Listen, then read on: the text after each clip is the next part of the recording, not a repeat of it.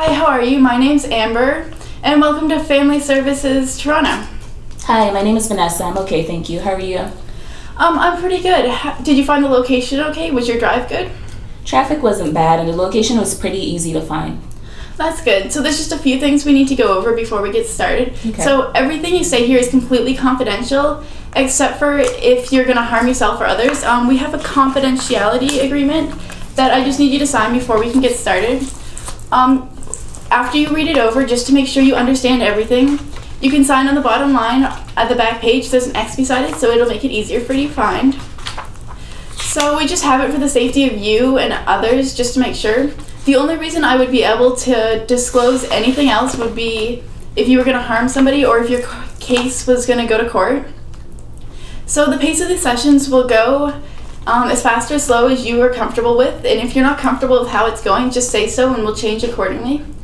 And throughout the session, I will be taking notes for the services records. How does that sound? It sounds good. I've looked it over, and I'll just go ahead and sign right now. Perfect. So I have some water on the table just in case you need it for any reason. Thank you. So, how are you feeling today? I'm feeling all right, I guess, but a bit overwhelmed. What has you feeling overwhelmed? Well, I'm the CEO of Fruits. Work has been so stressful lately, and I just have so much responsibilities, just a lot on my plate. On top of that, I recently found out that I was pregnant. Congratulations. How far along are you? I'm 3 months pregnant. And how are you feeling with the pregnancy so far? Well, when I first found out I was pregnant, I was surprised but thrilled. I mean, I wasn't expecting to have a baby at this stage in my life. After all, I'm already 40 years old. But my husband was so excited when I told him about it. Well, that's good. It sounds like he's very supportive of your pregnancy. He's supportive, but he's not around as much. He's a corporate lawyer, so he's really busy, and he wasn't able to make it to our last few appointments. It made me feel a bit disappointed. Disappointed? Yeah, I just feel like he won't be around once the baby actually gets here, especially after the news we just received. What news did you receive? Well, since I am already 40, my doctor thought it would be a great idea for us to test to see if my baby would have Down syndrome. So we did the test a couple of weeks ago. Have you gotten the results back yet? Yes, I did. Yes. We found out that there's a very high risk that my baby may have Down syndrome. And how does that make you feel? I mean, I know there's always a chance that something like this could happen. I am 40 and the possibility is always there, but I didn't expect this to happen to me. This is the kind of thing that happens to other people, and I really wasn't expecting it. My sister, she's already on their 4th child, and she just seems so great at everything that she does. It sounds like you're very overwhelmed and you haven't had a proper amount of time to fully take in all this information. Have you told your husband yet? Well, I've shared the information with him. He seemed very taken back with this new information. I could see the disappointment in his eyes. How did it make you feel to see the disappointment in your husband's eyes? It made me feel so sad. My heart dropped. I thought sharing this information with him would bring me some support, but he just got so distant after everything, and the next day he came up to me and told me that it would be better off if we got an abortion. How did it make you feel when your husband said that you'd be better off with an abortion? I mean, I guess I kind of understand where he's coming from. He said that it would be hard enough for us to deal with having to take care of a healthy child, much less a child with a birth defect. So we've worked so hard all our lives, and we weren't planning for this. That must have been really stressful when he said all that. Do you agree with him? I mean, in a way, I guess I do. We've spent most of our lives focusing on our success. I remember there was this one time I applied for a job against 5 very qualified men, and it turns out I got hired. I was just so proud of myself. Wow, it sounds like you work really hard for the things you want. It sounds like a really great strength. I mean, I guess you could consider it a strength, but my sister, she's on her 4th child, as I mentioned, and she's just so great. I don't know how she does what she does, and I don't even think I could handle having 1 child. I don't know how she does it. You seem to be comparing your strengths and your sister's kind of strengths and situations together. What makes you think that what she does is more significant than what you do? Well, she's so caring. She sacrifices everything for her children. She's an amazing mother, and I don't think I could ever do that. It kind of sounds like you guys are fighting different battles in a sense, and that in these different battles you have different techniques and strengths that you use. How does that statement sound to you? I mean, I think her battle is a lot more challenging. She's just so good at everything she does, and all I do is walk around all day and step on people's toes. I understand what it's like, feeling that you're not able to compare to your sister. When I was growing up, my older sister was better at me than everything. She went to school, she had perfect grades, she did soccer, dance, jazz, everything. My parents were always so proud of her. And I always felt like such a disappointment to them, like I couldn't compare and like I wasn't good enough. Is that kind of how you're feeling today, Vanessa? That's exactly how I'm feeling. It's like whatever I do, it's just not good enough. Well, why would you feel that way? Because it seems to me, like from what you've told me, that what you and your sister are doing are two very different things. They don't even compare. So why does it matter if she's better or maybe does something a little bit differently than you? Well, my mom always treated her better. Like, she was always my mother's favorite. Could you tell me a little bit more about your relationship with your mother? And why you think that she favored your sister? Well, one time when I was 18, I just started university. I had a huge assignment due. It was worth 50% of my mark. It was a huge essay. And my sister wasn't in school or working, and she was just reading a fashion magazine. And my mom asked someone to unload the dishwasher, and she asked me. And I just unloaded it 4 times, so I didn't feel like it was my responsibility. And my mom just blew up when I told her no. She said that I was just a disappointment, and she tried aborting me twice. And then she wished I wasn't alive. I'm so sorry. That must be really hard to hear. Do you need a tissue or a water bottle? I need some water. Here you go. Do you need a second? Yeah, if you don't mind. Of course. Okay. So that must have been really hard to hear something like that. It sounds like you didn't have a very good maternal figure when you were growing up. I didn't, and I'm really nervous that it will, repeat to my child. I won't be as good enough mother for him. That you'll maybe end up resenting them, kind of the way that you felt with your mother? Exactly. From what you've told me today, I hear a really big difference between you and your mother, Vanessa. I mean, when you came in today, you were really excited about having this baby. When you told me about it, you were just glowing. You had this really happy aura about you, even though you were a little nervous about the birth defects. And that already sounds like a really big difference compared to your mother.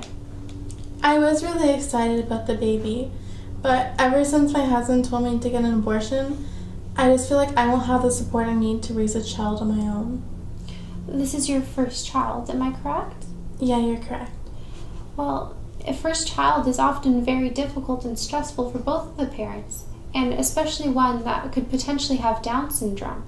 Do you think that maybe he's just scared and nervous about it, just as you are?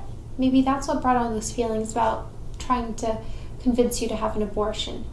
I guess that could be the reason why he told me to get an abortion. I just don't know what kind of support we could get. Well, there are actually plenty of supports for you if you decide to keep the baby. So first I have one. This is actually a fantastic support. It's a parent teaching kind of class, and basically what they do, they work with people who have children who have disabilities, and they teach you how to parent your child, how to communicate effectively, how to work together. And if you see over here on the pamphlet right there, they even have a support group where you could talk to people who are going through the exact same thing as you are. It'll give you a chance to relate to somebody. And I found a lot of clients who have utilized that say they felt so much better afterwards, like they weren't as alone. That sounds really great. Do you think that that's something that you could use? I think it's something I could use. I'm just really nervous because I'm really busy with work as well, right? Mm-hmm. And I just don't know how I can manage work and the child with Down syndrome, let alone a normal child. Well, I know you're really eager to work and you're really happy to work and you've dedicated your life to it, but you wouldn't have to give it up. Have you ever thought about maybe hiring a nanny? No. This agency has really qualified nannies, and you would be in charge of the whole process. From the interviewing, you could select who you want, the qualifications that you require, and you could find someone that you feel comfortable leaving your child with.